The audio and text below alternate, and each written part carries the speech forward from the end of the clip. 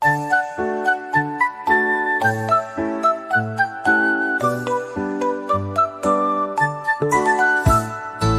should lick.